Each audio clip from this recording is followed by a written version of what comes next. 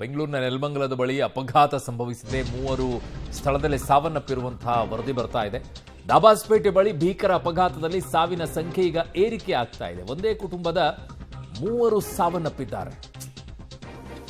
ತಂದೆ ಗೋಪಾಲ್ 60 ವರ್ಷ, ತಾಯಿ ಶಶಿಕಲಾ 55 ವರ್ಷ, ಮಗಳು ದೀಪಿಕಾ 35 ವರ್ಷ ಸಾವನ್ನಪ್ಪಿರುವಂತವರು. ಇಬ್ಬರು ಮಕ್ಕಳಿಗೆ ಆಸ್ಪತ್ರೆಯಲ್ಲಿ ಈಗ ಚಿಕಿತ್ಸೆ ಮುಂದುವರೆದಿದೆ. 3 ಮೃತದೇಹ ನೆಲಮಂಗಲ ಸರ್ಕಾರಿ ಶವಾಗಾರಕ್ಕೆ ರವಾನೆಯನ್ನು ಕೂಡ ಮಾಡಲಾಗಿದೆ. ಶವಾಗಾರದ ಎದುರು ಮೃತರ ಕುಟುಂಬದವರ ಆಕ್ರಂದನ ಮುಗಿಲು ಮುಟ್ಟಿದೆ. ದಾಬಾಸ್ಪೇಟೆ ಬಳಿ ಆದಂಥ ಭೀಕರ ಅಪಘಾತ ಇದು. ಸಾವಿನ ಸಂಖ್ಯೆ ಏರಿಕೆಯಾಗಿದೆ. ಪಾಪ, ಒಂದೇ ಕುಟುಂಬದ 3 ಜನ, ತಂದೆ, ತಾಯಿ ಮತ್ತು ಮಗಳು.